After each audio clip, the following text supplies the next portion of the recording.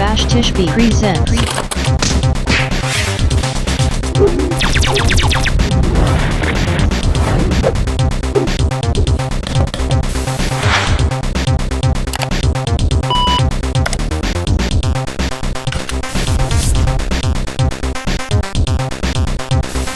Today's special episode of Amiga New Wave is a look and chat about Track and Field, an unconverted arcade game now on the Amiga, courtesy of JOTD 666, and I'll let co-host Judge Drock take it away.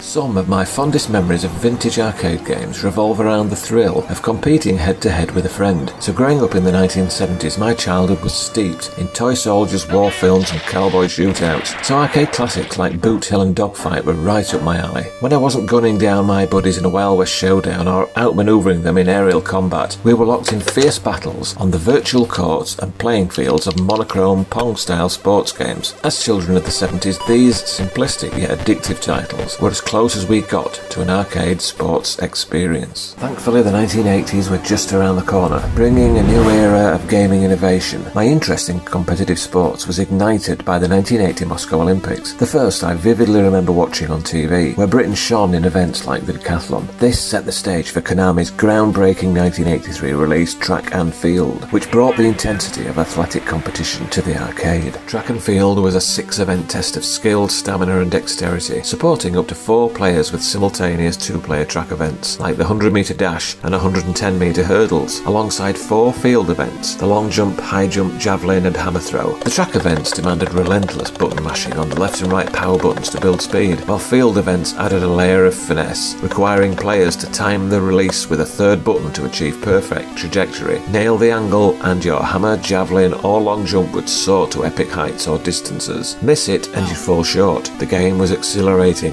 never dull, and always pushed you to beat your previous record or your friends while qualifying for the next event. Failure meant an early exit to the iconic Chariots of Fire theme, with its vibrant graphics, charming animations and lively sound effects. Track and Field was the right game at the right time, capturing the spirit of the era. Home conversions, however, were a mixed bag. The Commodore 64 version felt lackluster, and the NES port was missing key events. No platform delivered a truly faithful adaptation. The Amiga, released in 1985, seemed like the ideal candidate for a flawless conversion, with its superior hardware capable of replicating arcade quality visuals and gameplay. Yet, despite the wave of arcade ports to 8-bit systems in the early 1980s, the opportunity for a definitive Track and Field on Amiga never materialised. By the late 80s, commercial priorities had shifted, and the gaming world had moved on.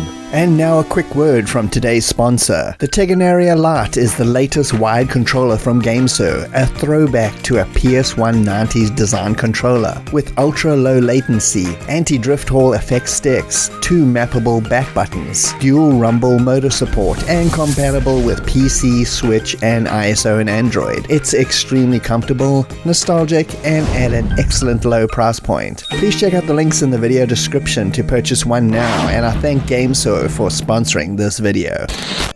Fast forward to 2025 and passionate fans have taken matters into their own hands. Developers like JOTD 666, aka Jean-Francois Feber, driven by a deep love for 1980s arcades, are proving that the Amiga was always capable of near-perfect arcade conversions. His modern efforts don't just replicate the look, sound and gameplay of the originals, they capture the feeling of standing at a coin-op cabinet, minus the crowd of onlookers clutching a handful of coins. JOTD 666's work, in particular, feels like a mission to deliver the pixel-perfect experiences we were so often denied back then. Track and Field, with its physically demanding gameplay, was a joystick killer back in its day, as we 1980s teens, fueled by competitive fervour, snapped countless controllers in our quest for victory. Jean-Francois Faber's Amiga conversion brings that same intensity to life, blending nostalgia with technical precision. It's a testament to the enduring appeal of both the game and the Amiga, proving that passion and skill can resurrect the arcade of our youth in a way that feels authentic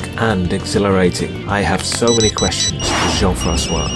Hey, so the first question I simply must ask is, were there any joysticks harmed during the making of this Track and Field conversion? No, as I was using the keyboard at the time, and also when I'm testing a game, I'm trying to cheat all the time. I lowered the height and the length, and I increased the time to be sure to choose if I'm going to pass the event or not. Although this game is technically in beta, it feels highly polished. Do you release betas to gather valuable feedback from the end user? I see a lot of games being released in one go without too many fixes afterwards. I think it's a bad strategy, because if you have the users that debug the game for you and report issues, it makes a better game after that. Okay, so what inspired you as a developer to tackle a classic like Track and Field? And what's your personal history with both this game and the Amiga platform? I had already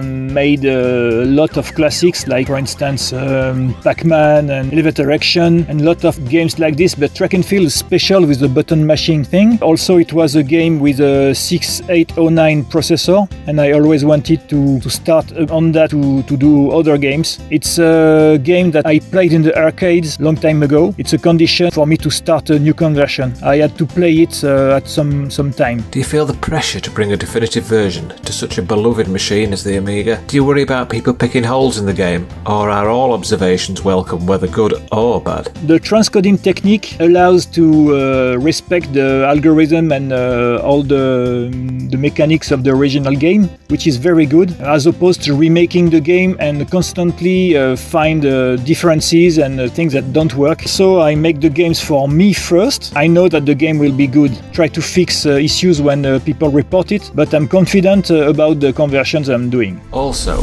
do you find that sometimes people expect just a little bit too much from the Amiga than its technical capabilities allow? Definitely. Okay, maybe I'm not the best coder there is, like people who do magic with Turrican, the legendary games. If the game is not designed specifically for Amiga, big trouble. Even with an old game that use, for instance, 3 playfields instead of 2, you have to adapt, and sometimes it does not work. And before starting a project, do you assess whether a reasonable level of accuracy and playability is achievable? And would you ever fix any bugs that were inside the original game? Yes, definitely. I try to analyze to be sure that it will be completable. Sometimes I try to fix bugs, but as you know, in the arcade there aren't many bugs. It's been really play tested a lot. It's more like adding cheat modes and trainers and ways to skip levels. Okay. I've often wondered from a technical perspective, where do you begin when tackling such a project as a conversion of Track and Field? And is it easier now than it would have been 20 years ago? And if so, why is that? 2 things are essential for the development right now. First, it's MAME with the capacity to dump graphics. This exists only for a short time now, maybe a few years. So 20 years ago it would have been much difficult. You would have to rip the graphics from the ROMs directly. And also, cross-assemblers made a good progress, which allow to work on a standard laptop and not directly on the Amiga. This is time saver. Apart from that, MAME disassembly exists for a long time now, and also Python, which allows to rework sources and pictures, etc. That existed, but the lack of cross-assembler and GFX Reaper maybe would prevent the projects from existing.